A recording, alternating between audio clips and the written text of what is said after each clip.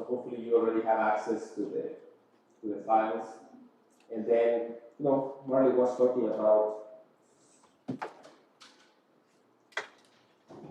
all these equations. This is pretty much what we're going to do today.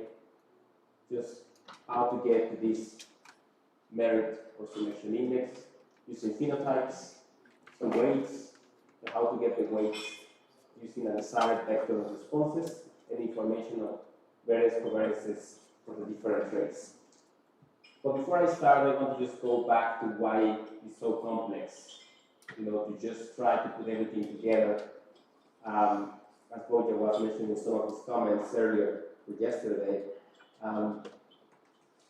we have all those things about managing genetic variance, trying to achieve gain, and then multiple traits where we want to achieve gain, and we also have to achieve, keep some level of genetic variance. And all the traits might have different complexity when it comes, to the number of QTLs that are behind. So I'm just trying to give you a picture of, the QTL space. So you'll have 5 QTLs. The number of individuals might be 9. So just imagine this individual. This is a diploid individual for 5 QTLs, plus minus for first QTL, plus for second QTL, plus for third QTL, and so on. And then you have 9 individuals with different, alleles for these particular QTLs that are behind this trait 1. In reality, we don't know the QTLs unless it's a simple trait. And when it's a simple trait, okay, maybe there's something like this, might be easier. When you are mapping the QTL space, just one QTL, this exact same 9 individuals. But they may have, of course, just for one QTL, they have their genotype. So I guess the problem, as we've been saying, is that if you select one individual for this trait, because if you look at it and you count the number of positive alleles, I'm just assuming that actually all the QTLs have the same effect for now. So just try to pick one good genotype. And if you just count, 1, 2, 3, 4, 5 positive QTLs, 1, 2, 3, 4, 5, 1, 2, 3, 4, etc., you will notice that there is 2 individuals with 6 positive QTLs. This one and this one. So when you select this one, well, if you are only considering trait 1 indirectly, basically you are selecting for this genotype for the other one, for the other trait, for the QTL behind that trait.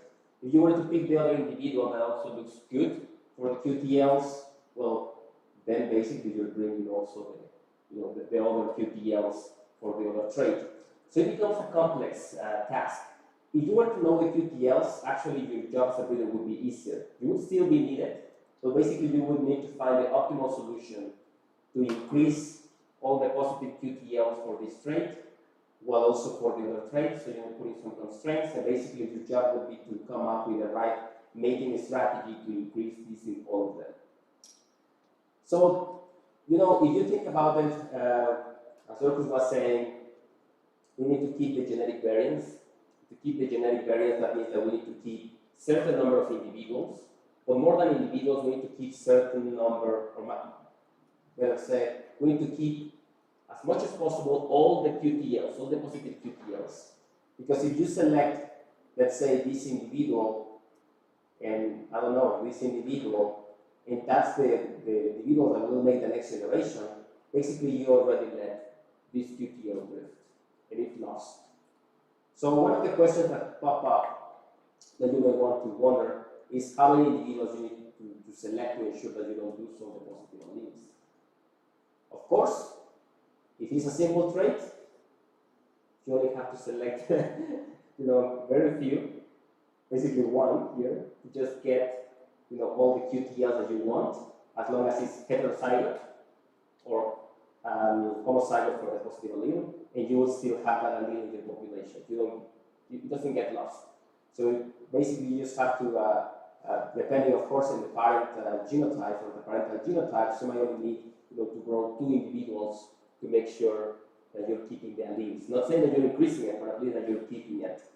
When it becomes more complex, fortunately, you can see that with these 2 individuals, we're not losing also any of the alleles for the QTLs for the trait number 1. So it's not like if you have 1,000 QTLs, you need 1,000 individuals. That's not the case. Actually, you need also not that many individuals. So actually the numbers that we've been talking about, 40 parents, they comprise almost all the QTLs, all the alleles that you need, sorry, for those QTLs to make sure that you can keep making progress. But of course, as we said, the more intensity you put into the program, let's say you only pick 2, then you start to put the risk of drift. So things to watch out for before we get into the selection index. So we combine trade, there's always a trade-off, drift versus short-term gain. Then another one, intensity can be higher in simple trades. You know, you can go very quickly and you don't lose all the alleles. If intensity is higher in complex trades, you will have drift. So in independent calling, we start to reduce the intensity depending on how you order the trades. So that's something that it matters. When you are doing independent calling, if you start with trade 1 and then you put trade 2 and then you select on trade 3, it's different the result like you start with trade 3 and you go to trade 2 and then you go to trade 4. That has an implication and it's really important to consider it. And you know, it doesn't consider the genetic correlations properly. In the case of the selection index, the problem is that, as it was pointed out by Christian and Marley, combining different complexity of traits, it has to happen.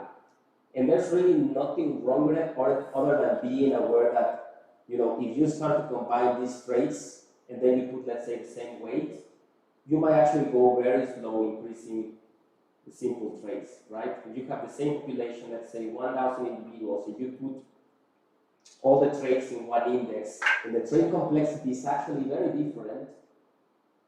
So let's say that you select some of these individuals, you know, again, maybe the best 10% for the index. Well, it might be that actually you're not making as much progress as you could in a simple trait. You're bringing a lot of, you know, homozygous recessive, or maybe some completely, you know, or heterozygotes, etc. So that's why it's not a bad idea to first start, you know, making a strong calling in the simple traits, because you expect that in the best case scenario, if genetic correlations do not exist, when you select all the positives for the simple traits, then you still have a lot of variation that has been randomly picked for the complex traits. So then you can start to select an index on relatively complex to complex traits. This is what Dorcas also was talking about, and I was trying to kind of say it in a quick comment, but I hope this makes it a bit clearer. So there is strategies, like we said, where you put a lot of selection intensity and then you get short gain and then a plateau. And then you have other strategies where you go, you know, kind of less selection intensity and you have very little drift. The trade-off is the short-term gain versus the long-term gain. And this is again why it's important to define your breeding time horizon. If you decide that this is the breeding time horizon, then basically the rule that you just have to come up with is taking these shaded areas, and if x1 is greater than x2, then basically you have to pick the short-term strategy, or x1, or this is strategy 1. If x2 is greater than x1, then you have to take the strategy 2. And again, that changes if the breeding time horizon changes. Because if this is what you're trying to breed for, you can see that the benefit that you're getting is less in this case, as opposed to taking the short-term gain approach. You know, being effective. So again, that changes depending on the complexity of the trait. Because if the trait is really complex, we cannot have the same figure, you know, different selection intensities, intensity 1, intensity 2, intensity 3, intensity 1, 2, and 3. So basically in this one you put a strong selection intensity, low selection intensity in the same. But for a complex trait, you know, it will take you more time to accumulate that gain. Whereas in the simple or relatively simple traits, because you know one QTL, I'm talking about a few QTLs, well, it will kind of be the same, but you know, we just take a shorter period of time. So that's kind of also going in the direction of Elisa's comment, I mean, where the selection intensity plays a role, etc. And we'll also see it in the demo. But before we start the demo, this is the last slide that I want to share. We're going to talk about the desired response, and that's what you're going to get today. You're going to get a beat, we're going to play with it, we're going to calculate weights, we're going to calculate indices. But the point is that the desired response, the D vector that we're talking about for the different traits, should be based on a prioritization of traits that is driven by the product profile, but also the gap between your populations in the product profiles. So I want you to imagine that this is your different traits of interest, and this is just a spider plot. And what we're trying to put here is what are the values that your product profile is trying to arrive to. And in blue, these are the population means for the different traits. So if your population that you're breeding, in that pipeline is very far for some traits, then you have to put your D accordingly to make sure that you can reach this target. If your population is not that far, well, basically you don't have to put any desired, even a single desired response. You just let it basically segregate in that population. So this is important because you've been also asking us for the case of the desired response and desired genetic gains, how do you come up with that D? One thing is that we trust that you have that gut feeling, that experience, that you can say, normally I would select and I want to get 2 standard deviations for trait 1, 1 standard deviation for trait 2, 0.5 standard deviation for trait 4. But in case you also feel that that's still a bit difficult, you can also ask your bionutrition or your QG support to help you to get this, to get your thresholds, to understand your population. Probably I would add a shadow for the variance to understand also if the genetic variance for the traits still is high or very low, kind of a shaded area in this line of the population. And that way you can start to also decide what is going to be this D vector. All right, so I'm just going to tell you exactly how normally in practice we've been doing it with some of you, for the ones that haven't done it. And then we just move into actually doing it. So step 1, just like you always do, you analyze your data, your multi-environmental trial data for all traits that you are analyzing in that particular stage when you're selecting parents. This is a particular case on maize. So you may have grain yield and optimal as one trait, yield rot, and another many traits. And you have multiple environments for all those different traits, right? For some traits you might have lots of environments, for some others you might only have 2, for some others you might only have 1, etc., etc. Also depending on the complexity, right? Traits with a lot of G by E go to a lot of environments, traits with low G by E go to very few environments. And these are the genetic correlations that were found in the multi-environmental trial analysis for all these locations, for this trait. So you can see pretty good genetic correlations. In the case of EROT, some good genetic correlations, some bad, etc. But we are, at least for now, going in the assumption that the TP is well defined. These are the environments that we should be targeting. This is a good sample or a representation of the TPE.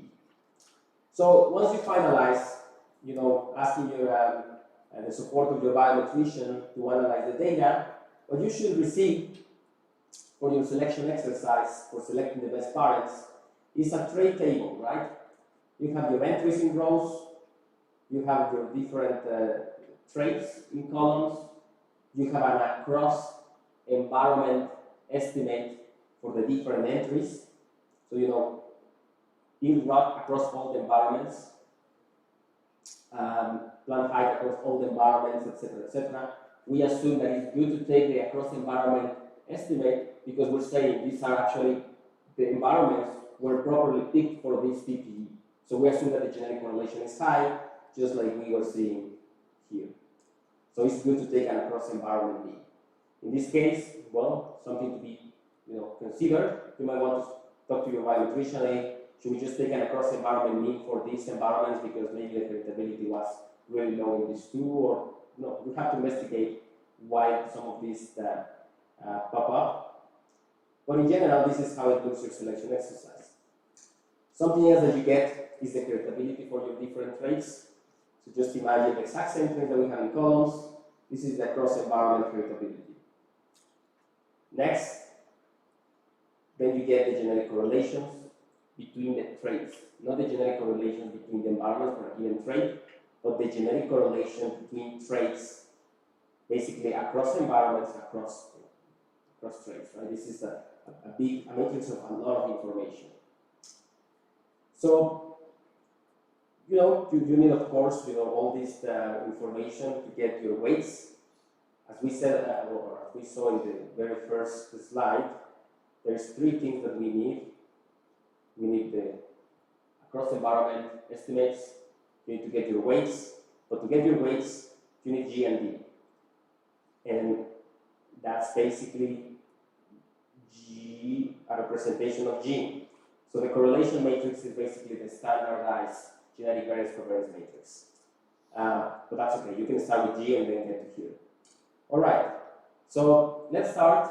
Let's actually open your folder. You should have, in that folder, you should have this desired result txt file. You should have the executable. So please click on the executable that you have there to open the software. And then it's going to ask you for a file. And the file that you have to give to the program is this one that says desired results AGT21A, which basically looks like this. It has just the trait names, it has some standard deviations, it has the genetic correlation matrix. And I want you to give it a try because Johan said that it doesn't open. So probably Johan was changing it. Can someone else just, yeah, you saw him, right? Yeah, all the same. Try to mess it up.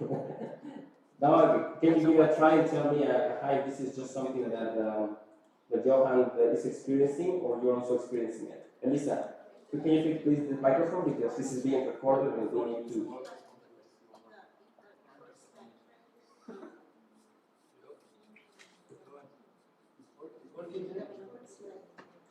Previous slide.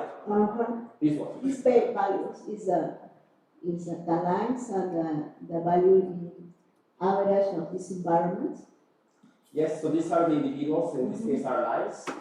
And let's say that for this particular trait is 2.65 tons, 3.31 tons, 7.15 tons, 11%. Of course, it depends on the unit. Rates in 3 environments.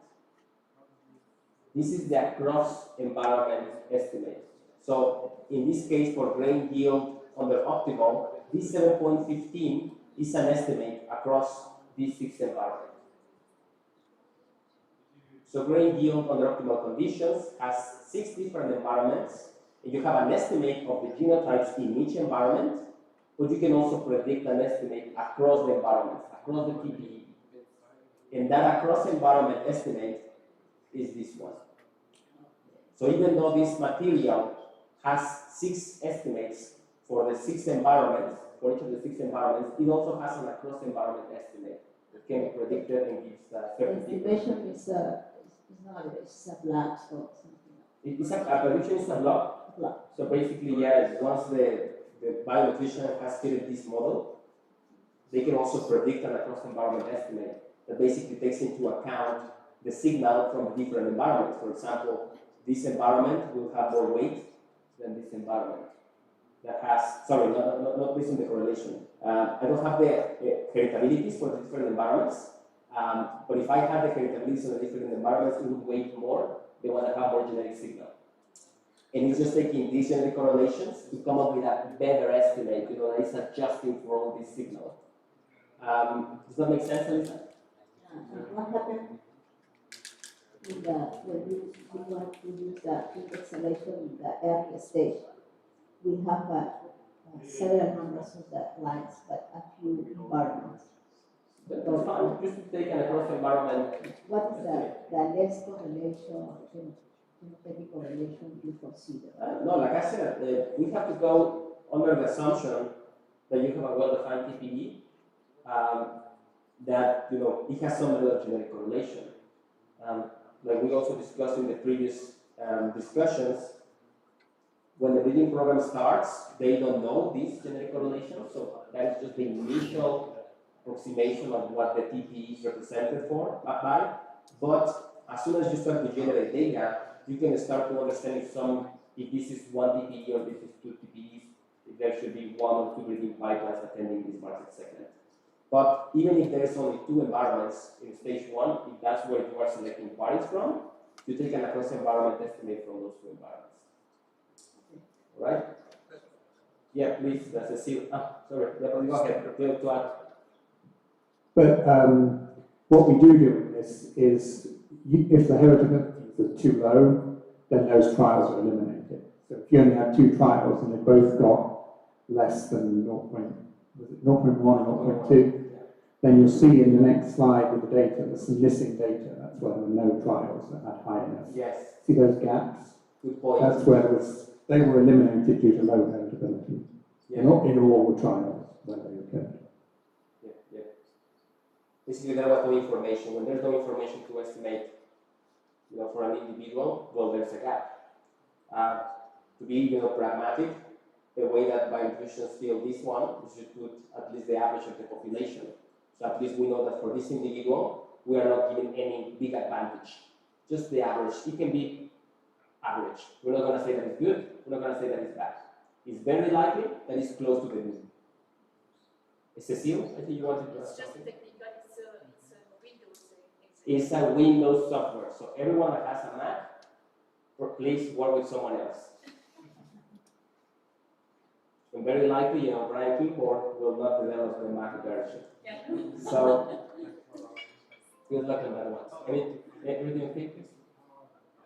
Okay.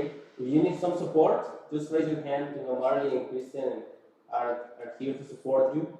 But at least we are in this step where you have double click on the executable. It has asked you for a file. And is this file, this txt, the one that you are basically using as input? All right. So we open the Sire, and now you should see something like this. Maybe not exactly the same values, or you will see something like a blue screen with some features at the top, some things at the bottom, and to go little by little, the parts on the upper left corner, you can see that if you want to change the file, there is this option to open the file. Then you have the list of traits that has your txt file. And like I said, the txt file is just something, basically the information that I was referring to, standard deviations, heritabilities, and genetic correlations. Then you will see that that you can actually put an economic weight. We're not going to use economic weights, like we said. We're going to use the desired approach. But in case you also have economic weights, you can also use this software. But this software is for both, for economic weights and for desired. So here go the economic weights. When you are mousing over the different bars, you will see this value changing. So if your mouse is over the gray yield optimal bar, you will see that this value shows up. If you mouse over another bar, a value will show up. And basically the current response that shows up with the initial suggestion is this response that you're trying to achieve. So you're going to change it, but initially the software is when it opens, what is selected in the bars is basically these values. You will notice that if the first bar is in 0.1, this value 0.1 should show up here in the column rest. And this rest is the D vector, is the desired response to selection. So, and this little, we're using this says crypt, this check mark. It's only asking you if you want all the traits to be part of the index. And that's why all of them are check marked. I would be very careful with this, with clicking out some of these traits. Actually, if you don't want one trait to be included, we're going to show you some alternative ways, but don't unclick on the traits, because this basically will try to invert it's inverting some matrices. And if you remove one trait and suddenly the matrix becomes, you don't have to understand this part, but if it's not full rank or it's not positive definite, basically the program will crash. So there is no reason to actually unclick this one. You can if the information doesn't, if the matrix of various covariance doesn't get affected, but for now just ignore it, even ignore what I said. But this one is important. This one, take a look. When it says fix, this is where you apply your constraints. If you want one trait to don't move from a given value in your population mean. You put it to one value in the desired software, and then you click on fix. You will notice that when you click it, things will change in color. It will basically, you are restraining that the rest of the traits can change, but this one cannot change, and so on. We will make it in a minute. The part on the right-hand side is just the genetic correlation that we're talking about, which is just the standardized version of the variance-covariance matrix for G. And just to clarify, basically, it's just telling you that trait 1 and trait 2 have this genetic correlation, and trait 1 and trait 3 have this genetic correlation, and so on. So it's a correlation between all the traits. The heritabilities that we were talking about, after the meta-analysis, you receive these heritabilities. Because we scale the traits in this exercise, that's why I'm putting the standard deviation as 1. Because even though there was different levels of variance depending on the units of the trait, what we did, and I think that's actually a very robust way to approach it, is to standardize the traits. So you scale them, that means that the variance and the standard deviation is 1, and then you work with the scale traits. And that's why I'm using here, also the genetic correlations, and you have to use them. So let's actually, I will tell you something about the options in case you're interested. Probably Elise is very interested because she was asking about it. The selection intensity. One thing is to define your desired response. I want to make 1, 2, 3, 4 standard deviations for this trait, and this trait. And another different thing is that you can achieve it, as it was told by Kristen.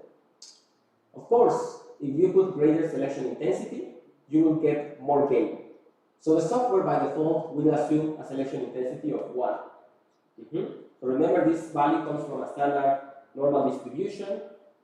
If you the 1.96 typical in the confidence interval, something like that, selecting the best 5%, etc. Well, kind of think on those values. So you are in a normal distribution where number 1 is, that is the type of selection intensity that is taken. So everything that is better to the right after the 1 in this normal distribution. From our perspective, it's actually not necessarily important to define the selection intensity here, because anyways, otherwise you would need to do it multiple times to see what happens at different selection intensities. Instead, it's better to just define a desired response at any selection intensity, and after that, your biometricians can play with what happens at different selection intensities, given that this is the desired response that we want. And we'll see it in a minute. This one is important. I will ask you to actually go to options and click on make objects smaller. Because this is important to just be comfortable with what is in the software, because otherwise some bars might be too high, too low, etc. If you make the objects smaller, you will see the distribution for all the traits. If you click in show ellipses, instead of showing you the bars, it will actually show you the surface, all these trade-offs that can go between the different traits. But it's actually very difficult to work in ellipses when there's many traits. It's better to just play with the bars. Anyways, the software is taking into account the genetic correlations. You will notice that if you click in one bar, it will actually affect the rest of the bars because there is genetic correlation. So that's the really nice thing of the software. That's actually the main feature of why we picked this software to actually make this exercise. And the other results, I'm not going to go very deep on it because it is related to economic weights.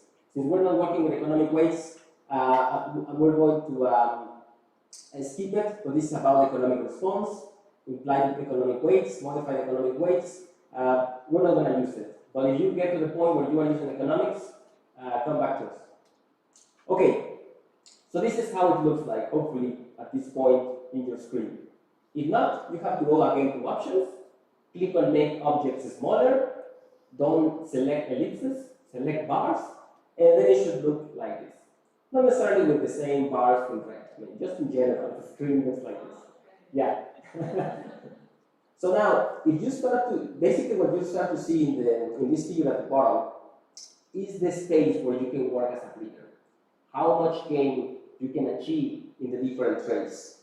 For example, at that selection intensity of 1 that we're going to assume as fixed, you can make up to 0.55 standard deviations up, or also going this 0.55, right? So a bit less, and also in the negative space, because the software doesn't know you want to go positive, if you want to go negative. So this is for you to actually play with. Please, when you start to click on the bars, and this is part of the exercise, try to click on this side. Because for some reason, Brian Clifford, I don't know, maybe you know the software developer itself, if you click kind of in this side, you will see that actually what is changing is the next bar. So try to click for each bar on the left side of the bar, kind of the half left side of the bar. And then you will start to see how if you click on this trait, the rest of the traits change depending on the genetic correlations that exist. So this is basically the exercise that you do after you get that nice spider plot product profile, population means and variances. Now you know the gaps. If you know the gaps to attain that product profile, then you start to define in which direction you should go. Again, that doesn't imply that you can achieve it, because the genetic correlations will also be kind of a constraint, because maybe you want to go a lot up in this one, but by going a lot up in this one, you compromise the gain in another trait. Yes, please, Roberto. Yeah, in other results, is there a way to export those values like after all the interactions? Yes, no, that's also not an option that currently exists. That's a pity. Maybe we can actually send an email to Brian and say that we're really using it, and you know that maybe he can enable some other features. But to be fair, the only thing that actually we need to export is this vector of values, which is not that difficult to take a screenshot and for us to just pass in 30 seconds into the terminal in any software that we're using for data management. But that's a good point, Robert. I think I also thought the same weakness. It doesn't have a way to export the results. Okay, so like I said, why don't you, for example, think that you are breeding for maize and you're going to make your priority to make gain for great yield on the managed route. So you want to maybe go, very up. But to avoid that you compromise the rest of the traits, maybe you want to click on the desired value here, and maybe then click on the desired value of the different traits. Assume that maybe they are in the order of priority, just for now. And maybe for the last 6 or several of these, you don't want to make any change. For example, you as a breeder don't want to make probably any change in plant height. Maybe you want to reduce it, or just want to keep it stable. So maybe you start with plant height, you click very close to 0, you don't make any gain either in the positive or negative direction, and then you click on fix plant height, right? So that way, when you click on the rest of the traits, plant height will not get affected. So, and you can do the same for the rest. Maybe you can go the opposite direction. Yeah, please. So we are changing, once we start changing things, we are changing the intensity of selection. No, the selection intensity actually assumes that it's kind of just a parameter to more or less give you, the selection intensity will just tell you actually the boundaries. So it starts from the assumption that for any trait, you're planning to select, let's say, X number of individuals. If you change the selection intensity, this bar will go higher for all the bars. So we just assume that part. But because you are actually not putting as input the individuals, the estimates are not here. This is just, everything that is here is everything that is in the software. Just genetic correlations, heritabilities. So this is somehow telling you the boundaries for the response to selection. And in the genetic correlations is basically changing everything depending on what you click. So the selection intensity will not change when you are clicking here more or less. It's just assuming that, of course, and it's a good question, Rosa. Of course, if you click 0 plant height, it can be at any selection intensity. If you get my point, it's like, just say plant height, I don't want to increase or decrease. So basically, it's kind of taking a random sample, right? From the population to don't increase plant height. If this selection intensity of 1, let's say that it picks 50 individuals, if this selection intensity of 2, it picks the best 20. So basically, the random sample will be 20 or 50, but it will always try to achieve the plant height desired that you set. So you see, clicking here doesn't affect really the selection intensity. That kind of comes next. But it affects the boundary. But as we will see, this is, Christian was explaining it. Somehow, the important part here, more than saying I want to make 2 standard deviations, at the end of the day, it translates into a ratio of relative importance for the traits. So independently that this is 1 or 2 standard deviations, or 3 standard deviations here in this y-axis, it will always try to achieve this ratio that you are putting here in the box. That this one, if this was a 1, well, it looks like this. If this was a 2, it still looks like this after the selection. Does it make sense, Rosa? Good. So, like I said, this is the, after you finalize this exercise, you would give to your bioelectrician. Hopefully in the future we will have some analytical pipeline that you don't have to go back to your bioelectrician. The idea is that after you ask your bioelectrician, you know, the meta-analysis, everything that I'm explaining is on your hands. Because they gave you the generic correlations, the predictabilities, and this is all on you. So you take the decision.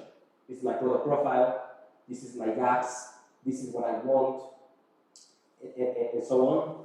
But this is what you have to extract. Like I said, this is the vector D. The vector D in this equation. So, because you have the vector D, and you have also the G inverse, this is the standardized version of the generic variance covariance matrix, you can calculate the weights. And as Mari said, you never interpret the weights. What you interpret is the desired, the target. This is like the product profile part. The focus is what is the target, D. The weights will change. Every year will change. But your target might not, but it might also change. Well, this is the part that you can really interpret. Standard deviation, generic gain. This is difficult to interpret. Well, it's not possible to interpret. So when you have these weights, you basically just take your across environment means, as we said, calculate it by, multiply it by the weights, and then you get the merit. So now the second exercise that I want you to do. Eduardo? Yep. What about the missing values that you have there? Yes. So like I said, you're not paying attention. Right? No, I was checking this. It wasn't my fault. It was your No, that's okay. Okay, just kidding. It's okay, don't worry. I know. So in practice, to be pragmatic, Johan, but you can also, you know, try to do it in a different way. We impute with the mean of the population to don't give any advantage to that particular individual, but also to don't give any disadvantage. If there was no information to know the value of this individual, let's just assume that it's very close to the population mean, and basically it has the population mean. If we have market data, you can predict it, you can fill these gaps. That's actually what happened in some of the analysis with some crops. But maybe, I don't know, Johan, any idea? No, just if you scale the data, basically they are gonna have zeros. Yeah, they're gonna have zeros. Yeah, but they don't have a -1, right? Yeah, So you're not giving a disadvantage, let's say, also to that genotype for not having data. You're just saying, could be close to the mean. So that's a good point. What about this multivariate imputation or these kind of things? How we use? That's also, yeah, a really good idea. You know, if you want to be a bit more accurate, you all can always come up with some sort of PCA or LDA decomposition, I guess, in the matrix of traits, and you can identify some patterns that it seems that maybe when the individuals are high in this, in the population mean this individual is high, and because of the correlation that exists, and it can be a better imputation method. Like I said, it's up to you. Both have their risks, right? Maybe you are just assuming that it will follow the same pattern than the population, maybe it's a segregant. If it's a segregant, then you messed it up. But that's okay. It's the decision of that. Yes. Yes.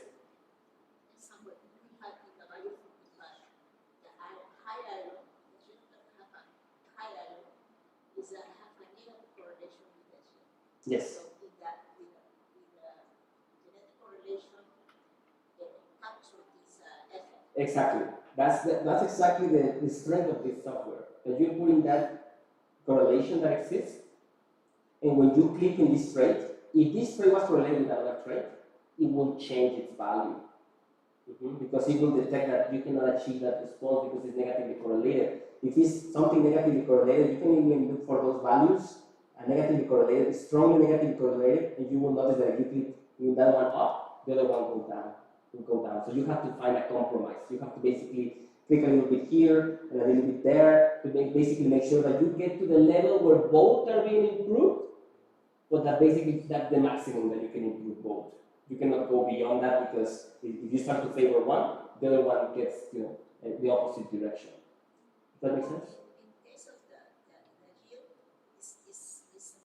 everybody understand the previous one you have a high yield. Yep. But when you use like a resistant to plate line, the output is the effect is a you need to detect the material have a low value in the output because it's related to the resistant. In the high value, that means is susceptible. Yeah. And how you Well, fortunately, you have both type of trials, right? The one where you detect yield under conditions where there is no infestation, and also the yield under the conditions of infestation. the trait have a different effect. You can have a color shift, for example, in potato, the desired trait is 1, the value is 1, because they don't have color chips. And value 5 is a brown color, it's not desired for a breed. Yeah. So the software capture No, that comes before, right? Elisa, I mean, that had to be captured here. I mean, you get an estimate for your different traits. So if this was your color and there was a scale 1 to 5, there needs to be an across environment estimate for that particular score. And still, we're going to also get the correlation between the color and the other traits. So when you are modifying one, you will see the change in another. There's really nothing that goes beyond that from what I'm aware of. Sometimes we use the effect of the trait. It's positive or negative, the effect that I desire. No, I don't get it because what I'm trying to say is that if you want to go positive, you click on the positive. If you want to go negative, you click on the negative. Everybody know I want to have a high yield. Yeah. It's exactly that I Yeah. want to see. But in the case of chip color, for example, Okay. I am trying to select the Yeah, no color. Yeah, exactly. So you would click on the opposite side, or if you don't want to change the color, you just leave it at 0. So this is trying to actually reflect the positive or negative direction for the different traits. Yeah. Yeah. Sorry that I didn't answer the question before. Yeah. Maybe also a quick comment. Roberto just mentioned that, and I'm not sure if maybe you come to that when you do these exercises, it's also important to keep in mind that genetic correlations change over time. Once you've done a selection and a crossing, these values will slightly change. So this is an exercise you have to do every year now. First of all, because your correlations will change, and second, your values might change, your target values. So this is something that you have to reassess before you do crossing every year. You will see it's a relatively quick exercise. It won't cost much of your time, but it's something that can't wait 5 years and then you reevaluate. Yeah, good point. Thanks, Chris. I think, Johan, you wanted to say something? No, I just read If you can just use the microphone, just for the recording. Okay. It's off. Just one. Yeah. No, I mean the irritability also change. I mean, sometimes that's so also this is the same trait but in a different year, but it changes every single time. Also change the irritability. So yeah, a good point. Thanks to both. This is an exercise that you do every year, just like you need to analyze your data every year. Thanks for saying that. And this is going to Elisa's and Rosa's question on the selection intensity. So once you define the ratios, something that we explored with some of the breeding teams was to understand what happens, at different selection intensities. First, and this probably wasn't the way to approach it first, but it helped us to understand how things behave. We're trying to quantify the difference between the desired that we put, or we expected, or we wanted, and the desired response that we observed at different selection intensities. So you can see here different proportions of individuals selected. So for example, 5%, 10%, 15%, which is linked to the selection intensity. And in numbers, you can see, the number of individuals that are represented by that selection intensity. For example, in that case, 30% of the individuals selected means about 60 individuals as parents, or 40 individuals as parents, 45, 50, just to understand how much they were deviating from the desired response. So that D vector that we extracted from here. So this is the desired. Then when we select the best individuals based on calculating the merit, then that was the difference that we observed between what we wanted and what we got.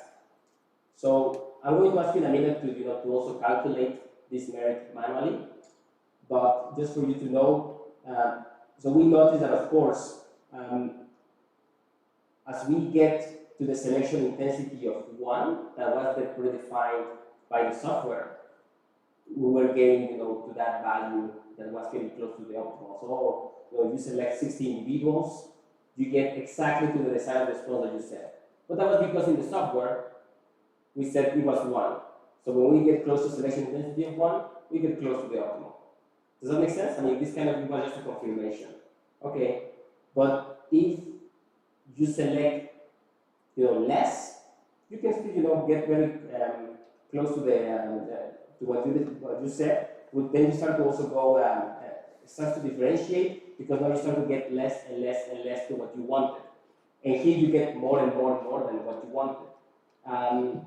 But also, like we said, there's a trade-off. If we go here, it's very different to what we wanted in the positive way, because we're getting more response, but we might be getting drift, right?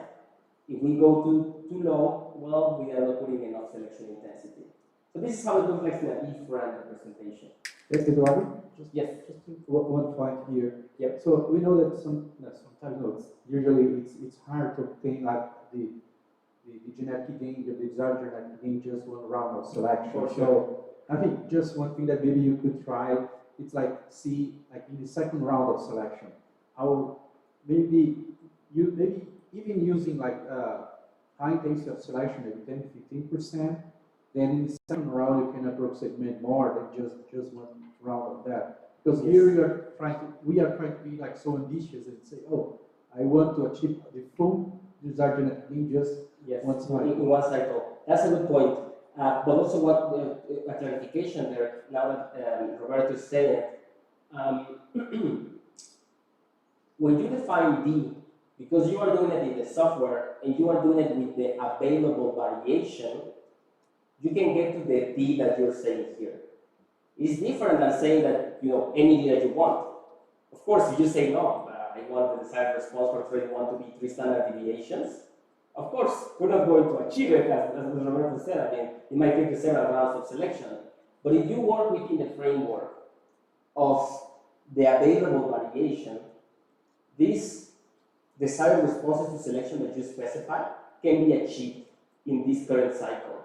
And that's why you can see that it's actually not giving you a lot of room, right? It's not telling you that you can go 3 standard deviations. It's telling you, you can maybe achieve 0.5 standard deviations. That's the maximum. And of course, once you select for all the traits, you might end up like in 0.2 standard deviations. So you're working within the framework. If you want to come up with your own D, then yes, you have to keep this comment from Roberto, really on your heart.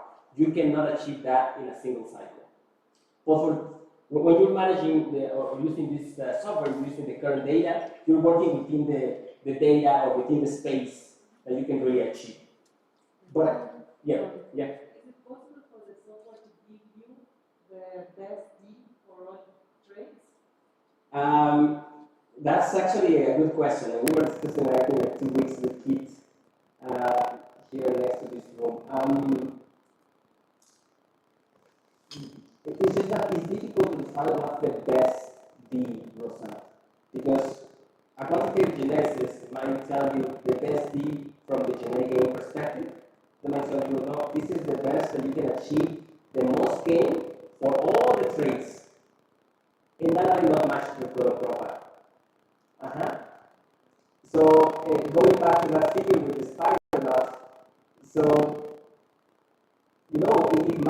because the genetics allows to make a lot of gain in this trait, we will give you the D that goes all the way here, and it puts a bit less weight on the yield that you want to achieve, because you will get there, but it's giving priority to to how to exploit the genetic variation. So defining the best D is not easy. That's why I think it's the reader the one that has to define, based on the information that they know about the profile, the targets, the future of the program, the compromise of the diversity, and this bigger picture that is specialist, right? I mean, if you ask the plant pathologist, they will say, the best D is the one that puts all the weight in the disease resistance and zero weight on the rest. I don't know. So best D is not easy to define. So I don't think that's an easy answer. Does that help? Yes, I was thinking perhaps the reader could tell the program which of the traits to consider first, maybe perhaps constant type, and just say, okay, yield and stability are equally good, and then the software will. Yeah, I think that's where you have to start, with your knowledge of what is more important maybe in the market, for the growers, etc. And then you use the information on the actual population needs and variances, the gaps that exist, to see if you should just weight it as you thought, or maybe you should also, change some weights, because even though you think that this trait is not, that important, you're so far from the product profile that you need to put additional, response desired on that particular trait. All right. So we are on the selection intensities in this second picture of how to see more or less the same. So we just define a D on the software. Remember when you were clicking, you click on it, you extract that D. Well, that D is those blue values. So this was the exercise from Canada or Joseph. At this point, I don't remember. Maybe remembers which reader was behind this specific D. Let's say this is my D. So all the blue bars. And depending on how many individuals you select in terms of percentage of individuals, the response to selection that you achieve, selecting those best 10%, best 20%, best 30%, using the index, remember, using the index, this is how it gets. So basically the one that is very similar to what you defined is maybe this one. But you can see that actually the ratios stay the same, they just keep going up, right? I mean this one is still first in importance, second in importance, third in importance. Same. First in importance, second in importance, third in importance. So they keep the ratio. So they are just allowing you to get more gain. Of course, if you go to the extreme, it might start to look a bit strange. Why? For two things. Maybe just consider that this is a pretty good one because you still maintain the ratio. Remember? First most important, second most important, third most important. First most important, second most important, third most important. So you can see that it keeps the ratio, so it just gives you more and more gain. Why? Because this D was in the software on the selection intensity of 1. And this one is higher intensity selection. Is more than 1, right? The best 20%. So it's giving you more gain. So it's not something negative. It's actually something positive. But if you actually start to put less and less percentage, that means that you start to select less and less individuals. Just look at, for example, this one. 10 individuals. Maybe 10 individuals cannot combine all the possible traits that you put in here. So the more traits you have here, you also have to be careful with being too strong in the selection intensity. Because if you select the best 5 individuals, I'm sure that you will not get the desired response across all the traits. So there's like a sweet spot, right? You don't have to go like super strong, but you can actually something between still. We need to check because at this point I don't remember what if the desired response here is that I really want to keep it here, or I just want to go in the negative direction and being so low is actually positive. This is what I wanted. So you want to actually this 10% still is good. And this 10% is 20 lines, which is not a bad number. But if we were saying that we know the compromise between diversity, genetic gain, and we would say that 35 to 45 is the best to select in many cases, looking at the simulations.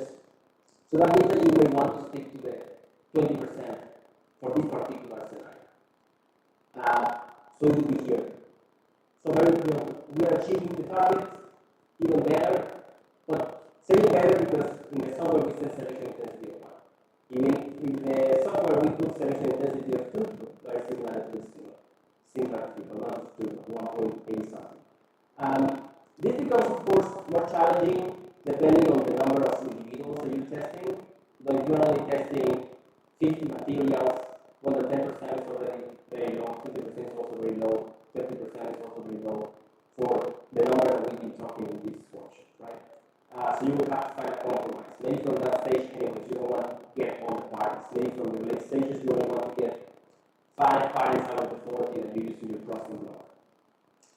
But like I said, this is the type of exercise that we expect you to do. You get D, where it gets calculated automatically. So you play with this value. You select the best 10, 20, 30%, the one that you decide, and you can decide based on maybe looking at a graph like this. And you say, oh, I think I'm going to pick the best 50%. And still, bring my gut feeling, bring what I observe, bring my notes. And then that's pretty much it. That's how you comprise your crossing block.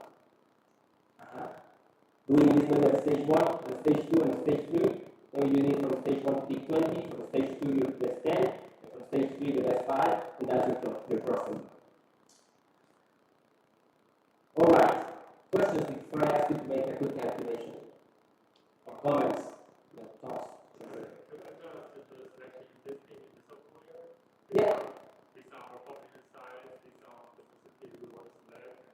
Yeah, exactly. You have some previous knowledge that you know that your population size is relatively big, and you can achieve to really select the selection intensity of 2.06. Then you change it. But if your population size, is 30 lines, and you put a selection intensity of 2.06, that means that you're trying to select one individual. That's why I said, it's better safe to just leave it in a number that is relatively low, and later anyways, get the selection intensities, but you can also go the other way around. I'm not saying that you have to do this one. Like I said, it's not just recommendations. Feel free to do what you want, but that's also a way to achieve, or a way to do it. Yeah. Can you use the microphone? Because like I said, there is a recording, and honestly, the recording is going to look like I'm just saying words randomly. So just a clarification, so the figure in the various lines, what's the number for? Sorry. Yes, like I said, this was just the first type of plot that we're coming up with to understand even myself. Okay, how good at different selection intensities we are achieving the response to selection. Because as Rosa pointed out, readers were defining their D, but that D can change depending on how intense, how many individuals to select. So we said, okay, let's just plot, at different selection intensities, if they select the best 35 lines for the merit, 50 lines for the merit, and so on.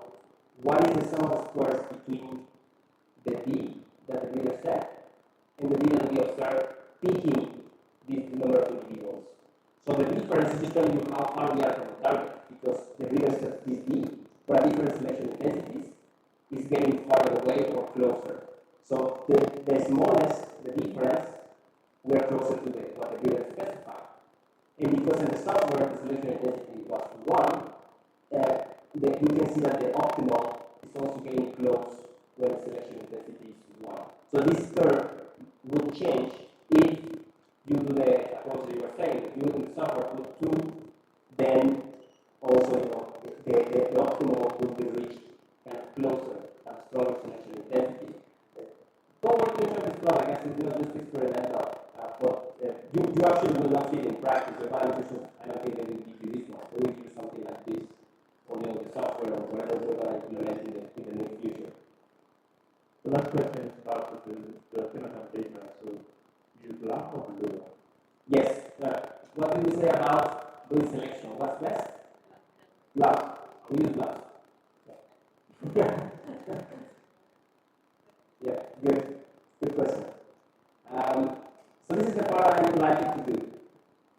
I would like you to actually, do a quick exercise where you calculate the merit for an individual. And we said this part, I would not ask you to do it. Any of us anyway would take a long time to work the matrix. So we assume that we already got this one. So we came up with the weights already. So these are the weights. And to calculate the index, you have to multiply the merits, so the trade estimates times the weights. So this is the trade estimates times the weights. So to get the merit just for this individual, you need to calculate this times this plus this times this plus this times this plus. It's up to you. You can do it. I'm going to give you 5 minutes because you want to exercise yourself, wake up a little bit. You tell me the answer. Basically, we're going to get the value just for this entry. If you want to get the value for this entry, we will do the same. This times this plus this times this plus and so on. Elisa, yeah.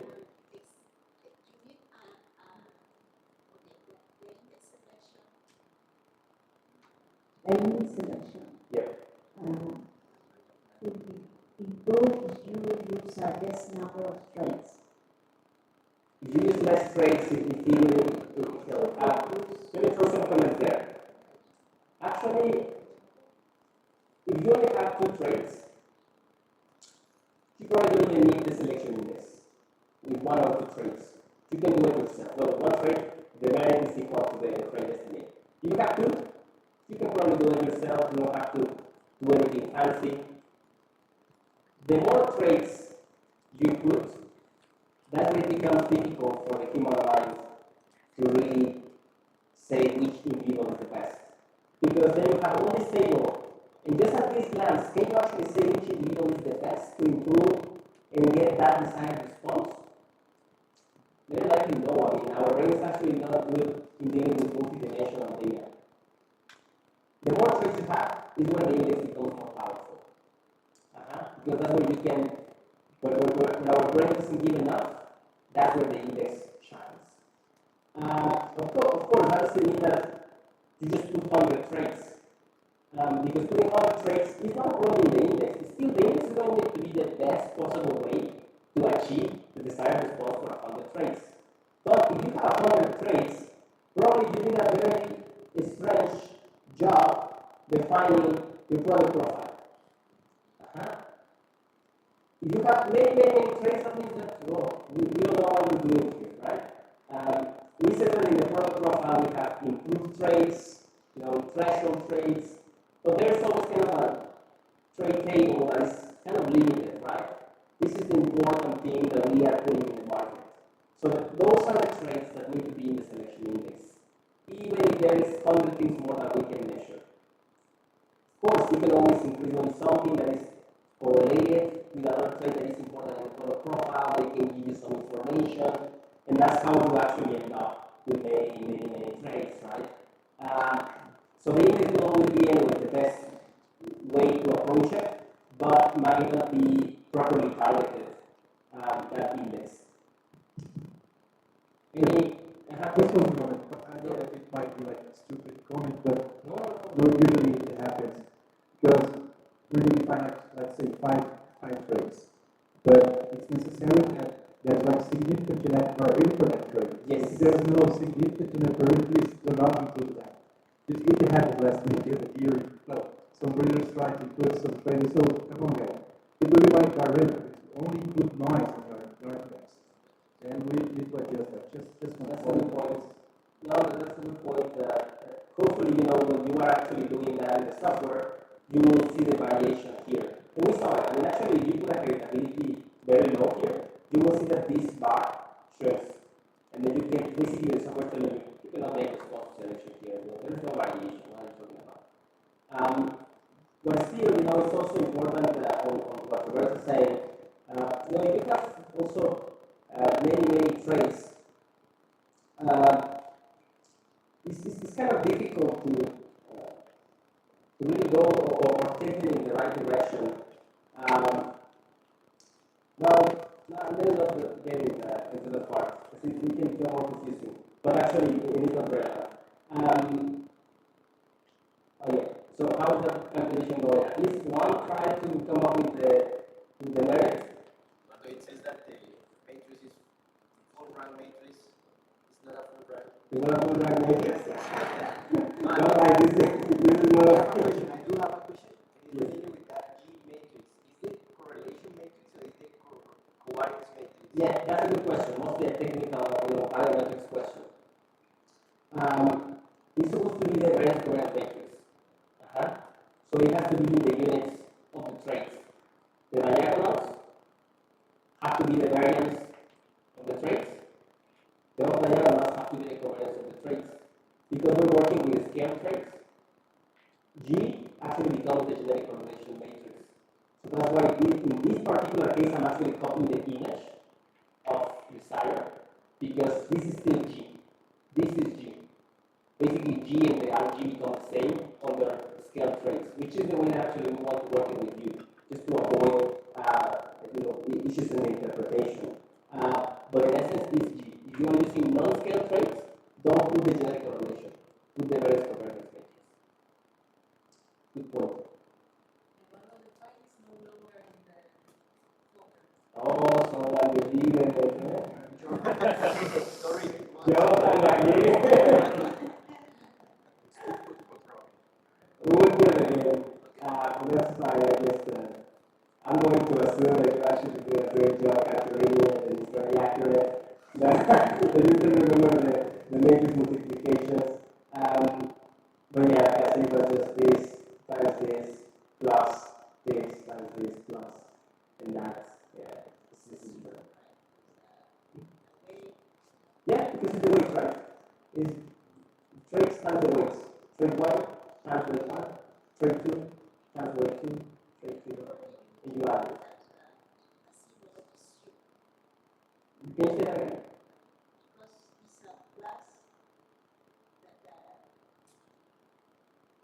But yeah, if you think as a multiplied matrices, like this matrix is a vector, just like. Yeah, so you add it up, and because you add it, you end up with a single value. Because this is this times this, so it's plus this times this, plus, so it becomes a single value for this individual. So there is only one value, which she was in that table, the merit. And remember, when it comes to the weights, these are not easy to interpret. This doesn't have any meaning. The important part is this D, what you wanted. Because notice that actually they are not the same. They might be even completely opposite values. You wanted 0.14, and the weight is minus 0.19. Because of all the genetic correlations, this is the optimal value to achieve this response. Just a very quick thing. I mean, they do have a meaning. They're just very, very difficult to interpret. They do have a meaning that includes the genetic correlations between all the traits and heritabilities, and based on this, they create as weight, this weight. So the more trait they get, the more complex these weights become to interpret.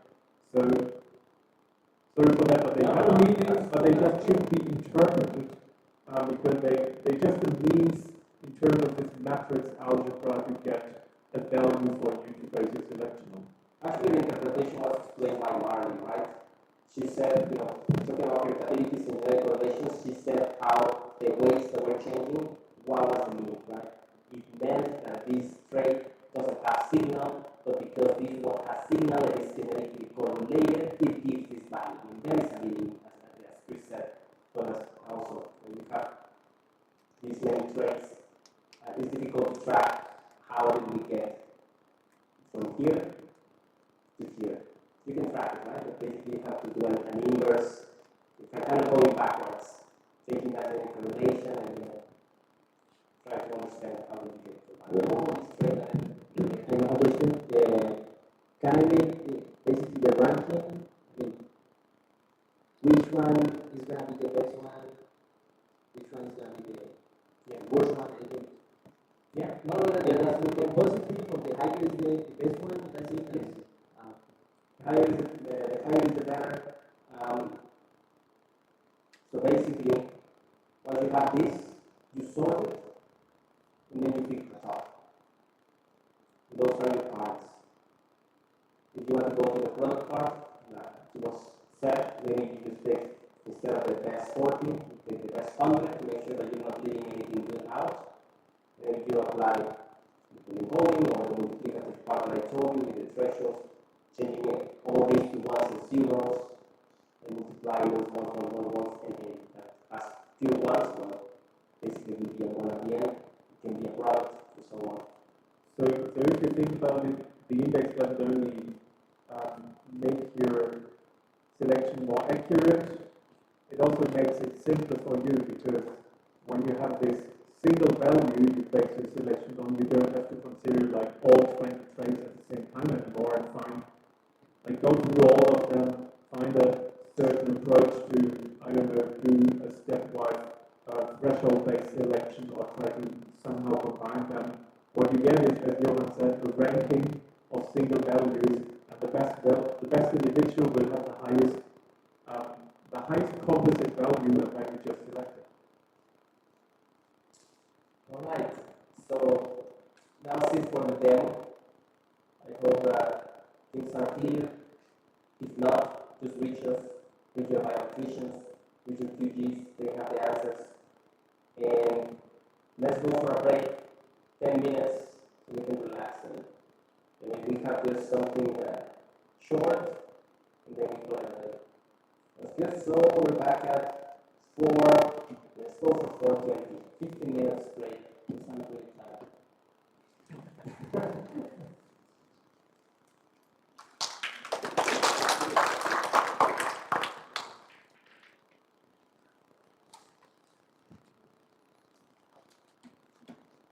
Sorry for the movie part.